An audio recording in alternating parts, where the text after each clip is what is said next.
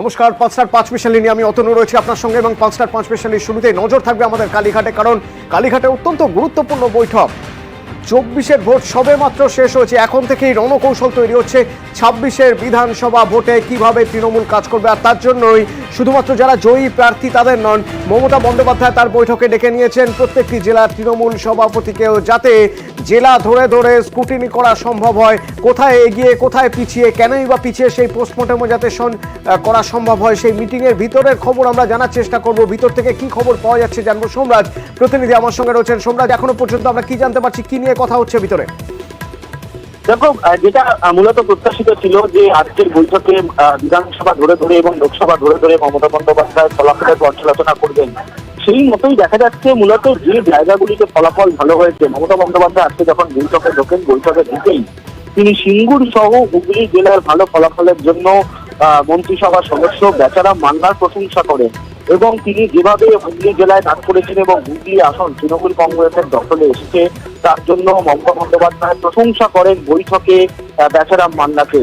এবং যেটা সূত্র মারফত জানা যাচ্ছে যে মমতা বন্দ্যোপাধ্যায়ের মুখে সিঙ্গুরের আন্দোলনের প্রসঙ্গও তখন সেই সময় উঠে আসে এবং তিনি সিঙ্গুর আন্দোলনের স্মৃতিচারণাও করেন বৈঠকে বলে আমরা সূত্র মারফত জানতে পারছি।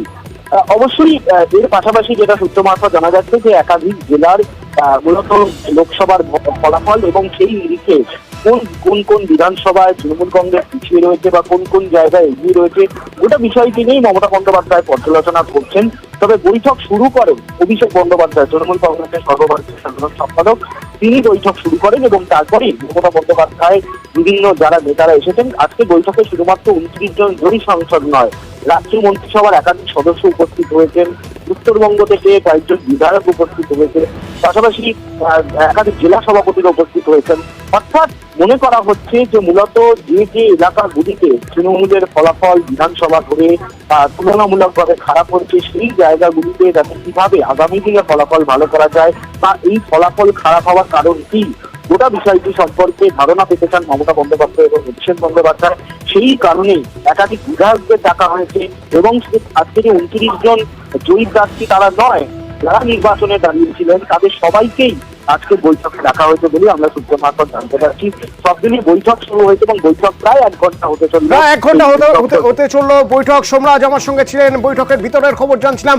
আরো জানবো, আমার সঙ্গে অপর প্রতিনিধি আবির রয়েছেন। আবির, বৈঠক হচ্ছে কালীঘাটে, কিন্তু প্রসঙ্গ উঠছে দিল্লিতে বিরোধী জোট, সেই বিরোধী জোটে তৃণমূলের কি অবস্থান হবে তা নিয়ে কি বৈঠকে কথা হয়েছে? বা যখন এরকম একটা ইঙ্গিত শোনা যাচ্ছে, যখন তৃণমূল সুপ্রিমো বলছেন যে এই সরকার, এই জোট সরকার বেশি দিন টিকবে না, তাহলে কি বলতে চাইছেন তিনি? এই প্রসঙ্গ নিয়ে কি কথা হচ্ছে ভিতরে? দেখো, প্রায় 45 মিনিটের বেশি সময় হয়ে গেল মমতা বন্দ্যোপাধ্যায় বৈঠকে বক্তব্য রাখছেন। সূত্রের খবর, বৈঠকে তিনি যা বক্তব্য রেখেছেন তার যদি সংক্ষিপ্ত আকারে যদি মনে করা হয় তাহলে তিনি উল্লেখ করেছেন যে বিজেপির বিরুদ্ধে লড়াই অনেকটাই তীব্র হয়েছে। এজেন্সি হোক বা কেন্দ্রীয় বঞ্চনার মতো ইস্যু, সব দিক থেকে লাগাতার আক্রমণ সানিয়েছে হচ্ছে বিজেপি। এত কিছুর পরেও তৃণমূল কংগ্রেসের ফল ভালো হয়েছে।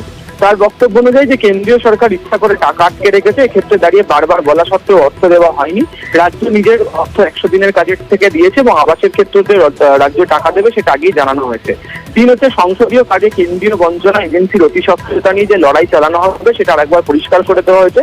যেসব জায়গাতে তৃণমূল কংগ্রেস এগিয়ে রয়েছে সেখানে অতি আত্মবিশ্বাস দেখানোর কোনো জায়গাতে নেই, আবার যেখানে তৃণমূল কংগ্রেস পিছিয়ে গেছে সেখানেও বসে না থেকে সেখানে পুরোপুরিভাবে এখন থেকে ঝাঁপিয়ে পড়তে হবে। অর্থাৎ এই 24 থেকে 26-এর জন্য ঝাঁপাতে হবে, সেই ফলের ক্ষেত্রে সেটা দেখার কথা বলা হয়েছে। এছাড়া যারা মহিলা সাংসদ যারা হয়েছেন তাদেরকে আরো সক্রিয় হওয়া এবং মহিলা সাংসদদেরও সংসদের ভূমিকা পালনের পাশাপাশি নিজেদের এলাকাতে আরো সক্রিয় থাকার কথা দিনের বৈঠকের ক্ষেত্রে বলেছেন।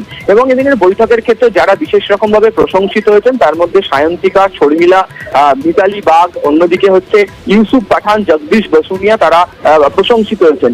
একই সঙ্গে স্বল্প ব্যবধানে সুজাতা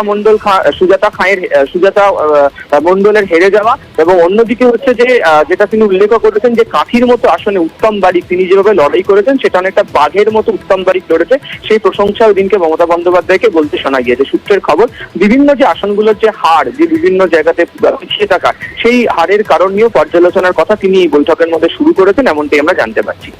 ধন্যবাদ। তো